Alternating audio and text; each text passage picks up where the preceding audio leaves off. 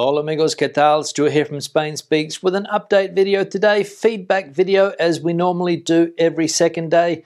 Go through some of the comments, see what's been happening there in the comment section, and a bit of an update on what's happening in the country regarding the health situation and other pieces of news that have caught my attention over the last couple of days. Counting down the days to Christmas, a lot of people starting to get excited, children especially starting to get excited because it's one of their favorite times of the year. And as I have said over the journey, Christmas is a very, very important event here in Spain. I would say that Christmas is the most important celebration in this country, Christmas Eve, the 24th of December, and everybody's starting to get into the Christmas mood, that Christmas spirit, the espíritu navideño, as they say here in Spain. Now, somebody asked me if I have any Christmas decorations up. In this room, I don't.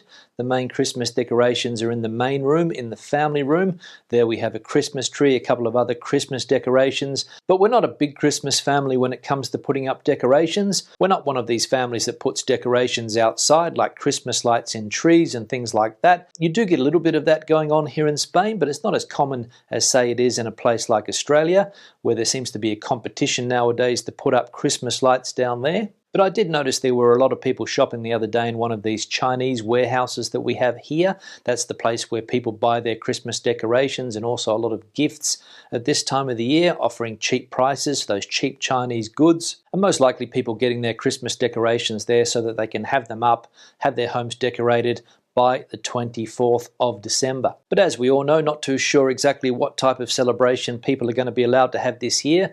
The Prime Minister came out today and said that his government will tighten restrictions if the health situation gets worse before Christmas. He said that the government's main objective is to stop a third wave of this virus, which would be absolutely devastating, as we know, for the economy here in Spain and also for people's livelihoods and general well-being. As I mentioned yesterday, case numbers around the country seem to be going up.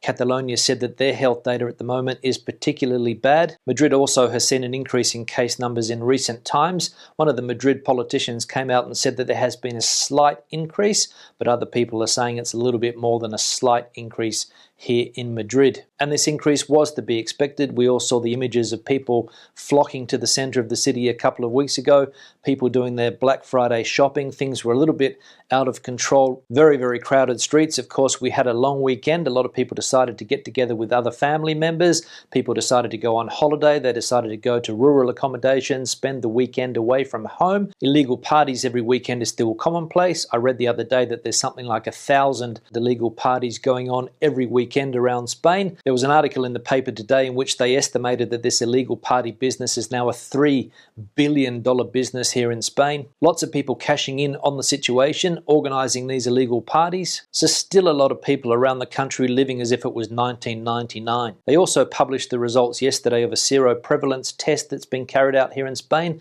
I'm not sure whether it's the third or the fourth test of this nature, but this test has shown that 10% of the population here in Spain has had COVID-19, and there were even some areas in the country, Madrid, Soria, Cuenca, to name three, where up to 18% of the population has had COVID-19. And I saw an interesting comment from somebody, sorry that I can't remember your name, but this comment mentioned that how long are we going to be in this continuous cycle of lockdown, opening, which is what we're going through at the moment. We went through that severe lockdown, everything opened up again, we went back into more restrictions as the health situation got out of control. We start to open up again, and now we're being warned of that possible third wave, and more restrictions, as I said, could be on the table as announced by the Prime Minister today. And I don't know about you, but I'm getting a lot of mixed messaging at the moment, not only from politicians, but also every time you turn on the TV, you get a lot of mixed messages. For example, if you watch the news, you can get a lot of contradicting messages.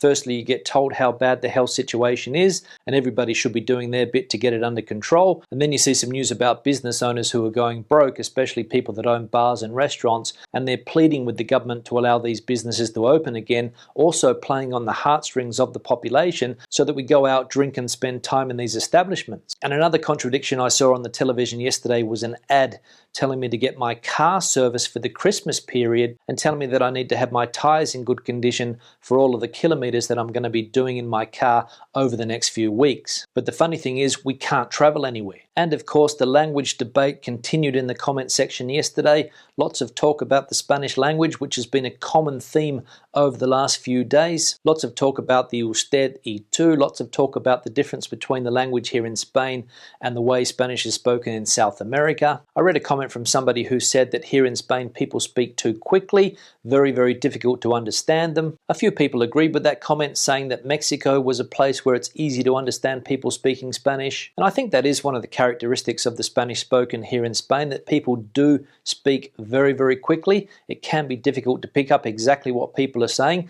especially when they're having a conversation amongst themselves. A little bit easier when it comes to a direct conversation, but I still have trouble to pick up every word of a conversation if I'm not involved in it. For example, if I'm standing around waiting to pick up my son and two people are having a conversation next to me, I don't always understand every single word in the conversation. So it could be because people are speaking too fast, but it could also be the colloquial nature of the vocabulary they're using, especially in an informal conversation between two friends. And I also mentioned yesterday that it's less common to hear the usted form here in Spain than it is the tú form, or at least in this part of Spain where I am here in Madrid. And it's the same when it comes to vosotros and ustedes. You rarely hear people use ustedes here in this part of the world. A lot more common in South America, I think, and in the south of Spain you'll hear ustedes a lot more than you will here. But I must admit that I have been hearing the word usted a little bit more in recent times, and perhaps it's got something to do with the fact that I'm getting older. I don't know. And I also mentioned yesterday that in my opinion it's important to know your own language before you start learning a second language, especially the structures, how the language works. The different names of the different parts of the language is also important. Things that we might have learnt at school but have forgotten over the years. And when you start learning a second language, especially when you're a little bit older, it can be a bit of a challenge to remember different parts of language, even in the English language. When you start learning a second language, you get all of these concepts thrown at you like prepositions, nouns, tenses, adjectives, subject, object, question words, all of these concepts that we use on a daily basis when we speak our own language, but we might have forgotten where to find them in a sentence. Modal verbs, auxiliary verbs, articles, tenses, past tense, future tense, present perfect tense. I know that trying to work out exactly what these things were in English was a challenge for me, and I'm sure that it was a challenge or is still a challenge for you trying to learn Spanish. And I think that when you come from an English-speaking background, we all make the same mistakes. It doesn't matter whether you're from the UK, England, Australia, New Zealand, South Africa, we all make the same mistakes when it comes to learning Spanish. We all have trouble with ser, we all have trouble with estar, we all have trouble with por, para. We all have trouble pronouncing the same words in Spanish, especially the ones that have different sounds to the sounds that we have in English. For example, the eye. The rolling of the R is extremely difficult for a lot of people to get their head around. I know it was for me. Trying to pronounce something in Spanish with two R's in it, very, very difficult to do unless you're from Scotland. And I spent a lot of time practicing the rrrr. And to be honest, I still don't think I've got it down pat. Barro, perro, even a single R can be difficult. Dracula, for example, not Dracula. So these are all some of the challenges, and as I said, I'm sure that we've all gone through a similar situation trying to learn these things. But for me, one of the most difficult things, and it still is today, is the use of the subjunctive. It took me a long time to get my head around this part of the language because it's very, very common here in Spain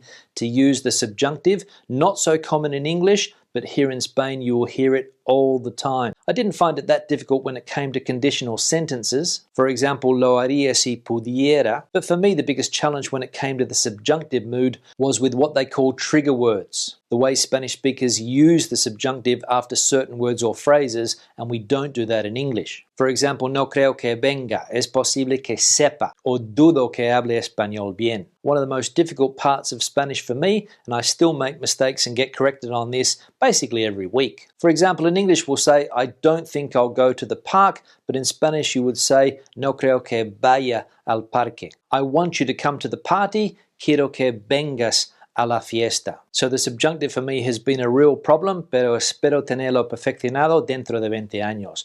On that note, I'll start to wrap the video up. Questions and comments, please leave them in the section below. Debate the situation out as you would normally do. Tell us your problems that you have had learning Spanish or you are having learning Spanish at the moment. Let us know what they are and we'll see if we have gone through a similar experience. Give the video a thumbs up if you liked it, thumbs down if you didn't. I'll see you in the next one. Hasta luego.